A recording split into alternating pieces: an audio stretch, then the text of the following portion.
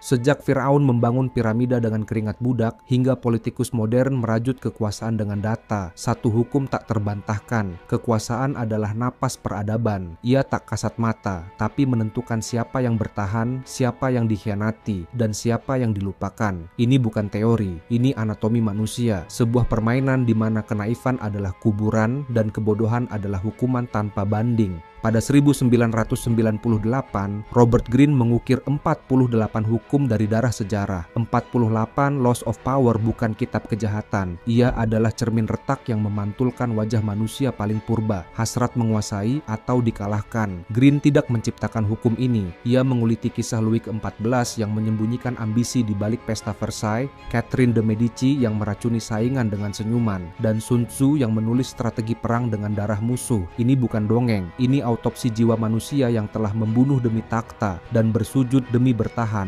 Tapi berhati-hatilah, setiap hukum adalah racun yang bisa membunuh peminumnya. Hukum 3, jangan pernah ungkapkan niat sejati. Bukan sekadar dusta, tapi seni membuat musuh melihat bulan, sementara kau mencuri bintang, seperti Sultan Saladin yang menyamar sebagai pengembara untuk mengintip kekuatan lawan. Hukum 15, hancurkan musuh total. Bukan ajaran kebrutalan, tapi strategi mematahkan jiwa tanpa menyisakan benih balas dendam. Seperti Napoleon yang memberi musuh jalan pulang terhormat sambil memastikan mereka takkan bangkit lagi. Ini bukan tentang jadi penjahat, ini tentang membaca bahasa bisu dunia. Bahasa yang diucapkan oleh senyum diplomat, keputusan CEO, dan gerakan terselubung politisi. Kini satu pertanyaan, beranikah kau menatap cermin ini? Di video ini kita akan menyelami 5 hukum yang mengubah pengemis jadi raja, raja jadi legenda, dan legenda jadi peringatan. Tapi ingat kata Greene, kekuasaan adalah racun. Minum sedikit kau jadi dewa, minum seluruhnya kau jadi mayat. Jika kau siap, mari menyelam. Tapi jangan lupa, di balik tahta selalu ada tumpukan mayat yang diam.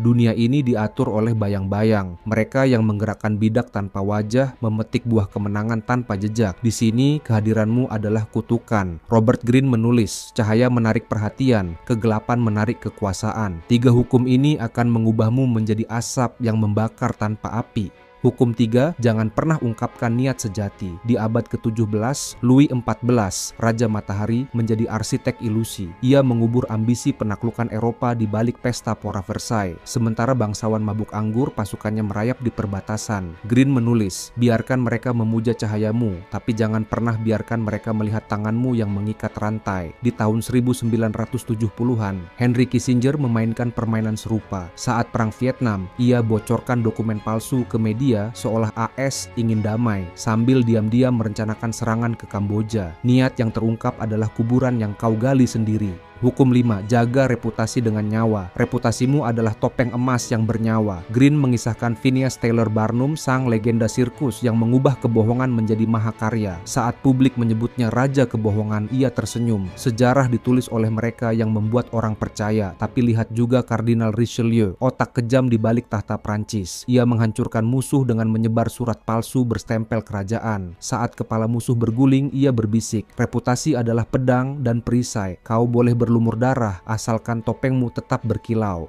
Hukum 21, berpura-puralah bodoh untuk mengakali musuh. Abad ke-16, Hideyoshi Toyotomi, seorang pengawal rendahan, berpura-pura menjilat sandal tuannya, Oda Nobunaga. Sambil menyapu lantai, ia memetakan kelemahan setiap musuh. Saat Nobunaga tewas, Hideyoshi muncul bagai iblis dari kegelapan. Greene mencatat, bodoh yang dipentaskan adalah umpan paling mematikan. Musuh akan menyambutnya sebelum kau menyantap mereka hidup-hidup. Di era modern, Joseph Douvain, penjual seni licik, pura-pura tak tertarik pada lukisan Rembrandt. Saat harga jatuh, ia membelinya murah dan menjualnya 10 kali lipat ke Raja Minyak. Kebodohan adalah racun manis yang mereka minum dengan sukacita. Louis XIV, Richelieu, Hideyoshi, mereka adalah hantu yang mengubah sejarah. Tapi Greene memperingatkan, bayangan adalah penjara terindah. Kau akan mendengar tepuk tangan untuk ilusi yang kau ciptakan. Bisakah kau hidup tanpa pujian? Bisakah kau menang tanpa sorak kemenangan? Jika ya, selamat datang di dunia di mana kau tak perlu ada untuk menguasai segalanya.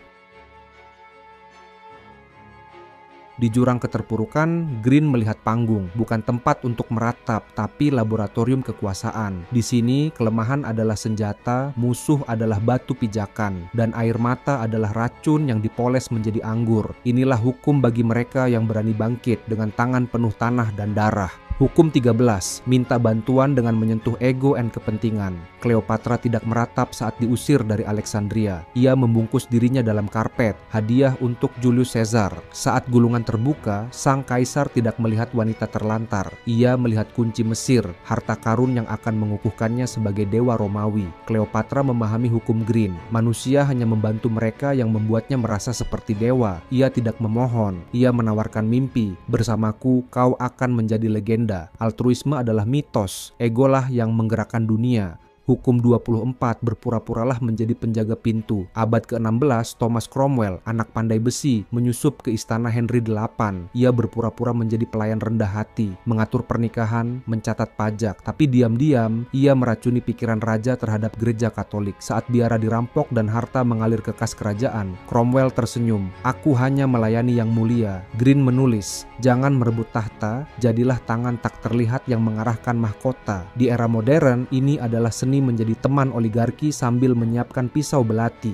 Hukum 35, kuasi waktu jangan tergesa. Ratu Elizabeth I menunggu 45 tahun. Saat Eropa memaksanya menikah, ia berkelit, aku sudah menikah dengan Inggris. Sambil menunda, ia membangun armada laut, memecah musuh dengan diplomasi, dan membiarkan saingannya mati tua. Green mencatat, waktu adalah algojo terhebat, biarkan ia menyelesaikan tugasmu. Tapi ini bukan kesabaran suci, ini kesabaran buas. Saat PT Barnum menunggu 10 tahun untuk membeli Barnum dan Bailey Circus dengan harga murah. Saat Kaisar Yongle dari Tiongkok menyembunyikan ambisi selama 20 tahun sebelum merebut tahta dari keponakannya. Kau tidak perlu terburu-buru, tulis Green. Kubur saja sekop di kebun musuhmu. Biar waktu yang menumbuhkan pohon gantung. Cleopatra mati digigit ular, Cromwell dipenggal, Barnum dikenang sebagai raja kebohongan. Green tidak berbohong, tahta yang dibangun dari tipu daya akan runtuh oleh tipu daya yang sama. Tapi di sini, di puing-puing kehancuran, selalu ada yang tersisa. Jejak kaki di tangga palsu itu menunggu untuk diinjak oleh penantang berikutnya. Kekuasaan bukan milik yang kuat, milik yang cukup keji untuk bertahan, sampai musuhnya mati tua.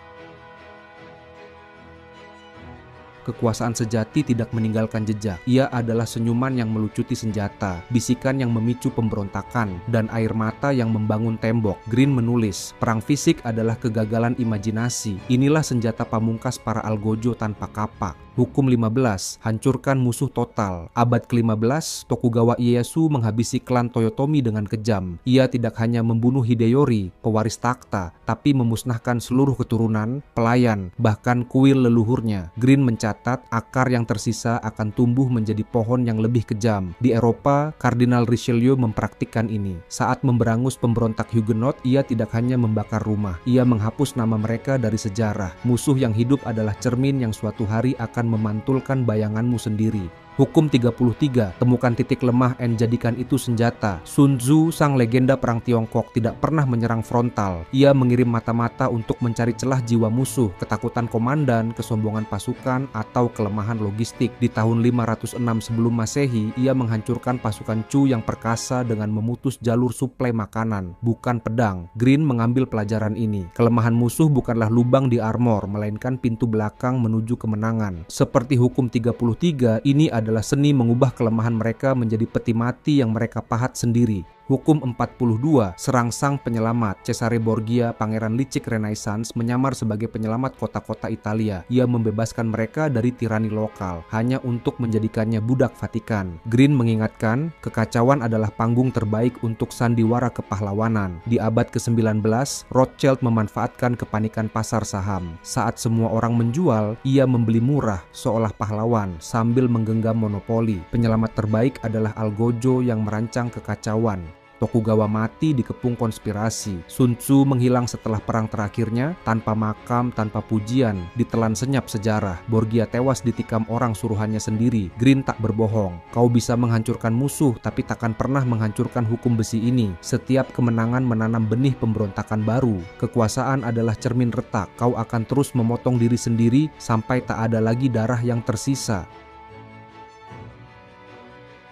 Di puncak kekuasaan, kepercayaan adalah racun. Green menulis, mereka yang mengira dirinya aman sudah setengah mati. Bagian ini adalah kitab bertahan hidup bagi mereka yang rela menggorok nyawa sendiri demi mempertahankan tahta. Hukum 4. Bicara sedikit, dengarkan lebih banyak. Louis ke-14, Raja Matahari, membangun kekuasaan dengan kebisuan. Ia jarang berbicara di dewan, hanya mengamati. Saat akhirnya buka mulut, setiap kata menjadi titah sakral. Green mencatat, diam adalah jaring laba-laba. Semakin kau diam, semakin banyak yang terperangkap dalam spekulasi. Di Venesia abad ke-16, doge atau penguasa memerintah lewat mata-mata. Mereka yang terlalu banyak bicara di kedai anggur, menghilang ke kanal gelap. Kata-kata adalah tiang gantungan yang kau rajut sendiri. Hukum 9. Menang tanpa bertarung. Biarkan musuh menghancurkan diri. Kaisar Tiberius tak perlu mengangkat pedang. Ia membiarkan senator Roma bermain di lumpur korupsi. Saat rakyat murka, ia tampil sebagai penyelamat, menghukum para senator sambil berbisik, "Lihatlah, aku membersihkan sampah yang kalian ciptakan." Green menulis, biarkan musuhmu berpesta dalam kelemahan. Saat mereka mabuk, kau tinggal menutup pintu dan membakar gedung. Ini adalah seni mengubah keserakahan musuh menjadi peti mati mereka sendiri. Hukum 19.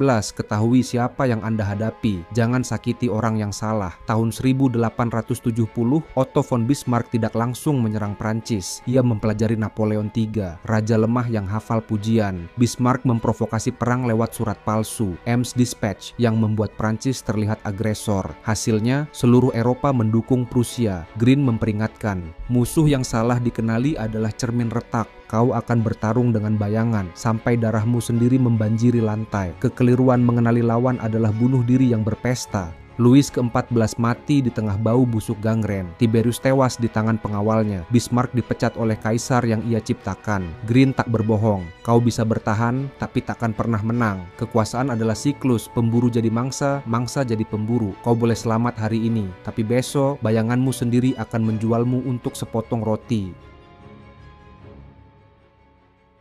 Di puncak kau bukanlah raja, kau adalah sasaran tembak. Green menulis, kekuasaan sejati adalah ilusi yang terus-menerus kau perbarui. Bagian ini adalah ritual terakhir, mengubah daging fana menjadi mitos abadi. Hukum 16. Tingkatkan kelangkaan untuk meningkatkan nilai diri. Louis XIV tidak pernah hadir. Raja Matahari sengaja absen dari pertemuan bangsawan. Muncul hanya sebulan sekali dengan pesta megah. Hasilnya, kehadirannya jadi sakral dan kata-katanya dianggap wahyu. Green mencatat, jadikan dirimu bulan, bersinar jarang-jarang, tapi memabukkan. Di Venesia abad ke-15, Caterina Sforza menjual ramuan kecantikan dengan harga 1000 koin emas. Tapi ia hanya membuat 3 botol setahun. Saat ditanya resepnya, ia tertawa. Rahasia adalah bau yang menarik lalat. Kelangkaan bukan angka, ia adalah sihir.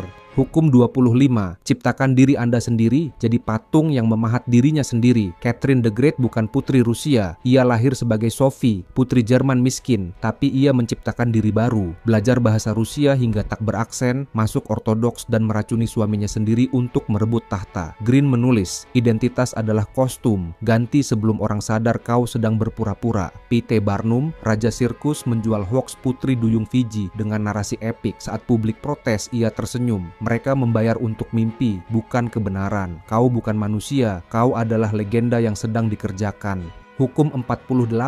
Jadi cair, bentuk adalah kuburan. Bruce Lee, jagoan yang menolak jadi patung. Ia menghancurkan aliran kungfu tradisional, menciptakan Jeet Kune Do, jadilah air teman. Air tak punya bentuk tapi bisa menghancurkan berlian. Green mengutipnya, kekakuan adalah kuburan. Kepompongilah terus-menerus atau mati sebagai ulat. Di abad ke-19, John D. Rockefeller membunuh bisnis minyaknya sendiri untuk beralih ke kereta api. Saat ditanya kenapa, ia menjawab, minyak adalah masa lalu. Asap kereta api adalah nafas masa depan. Bentukmu hari ini harus jadi bangkai besok. Louis ke-14 dikenang sebagai dewa, tapi mayatnya dibuang rakyat dalam gerimis. Catherine the Great mati di toilet dikhianati kekasihnya. Rockefeller jadi mumi dalam peti dolar. Green tak berbohong. Kau bisa menjadi legenda, tapi legenda adalah kuburan bernyawa. Mereka akan mengunjungimu, lalu meludahi nisanmu. Pilihanmu bukan hidup abadi, tapi jenis kematian apa yang kau mau. Dikenang sebagai monster atau dilupakan sebagai orang baik.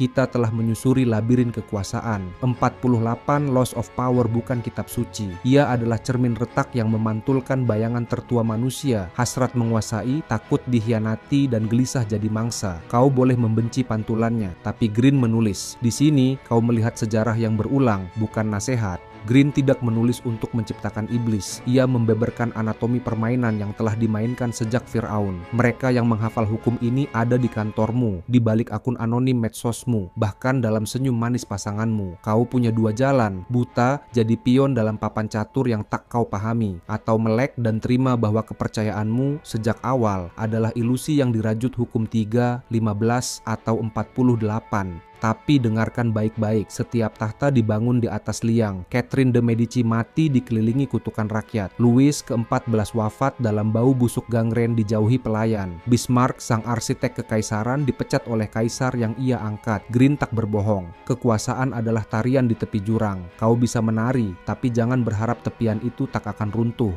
Jika kau memilih jalur ini, ingat api tak pernah padam, ia hanya berpindah tangan. Green mengajarkan cara menyalakannya, tapi tidak cara menyelamatkan diri dari abunya. Kau bisa pakai hukum ini untuk bertahan, meraih kekayaan, atau mengubah nasib. Tapi suatu malam, saat kau dengar langkah pengkhianat di kamarmu, kau akan paham, permainan ini tak ada pemenang, hanya yang kalah lebih lambat. Lanjutkan perjalanan ini dengan menekan tombol subscribe jika kau berani. Lonceng telah berbunyi. Apakah ini lonceng kematian untuk nuranimu, atau trompet kemenangan untuk ambisimu? Sebelum kau memilih, Green berpesan, kekuasaan sejati adalah ketika kau berhenti berlari, tapi dunia tetap takut padamu. Beranikah kau hidup dalam sunyi itu? Selamat menjadi hantu.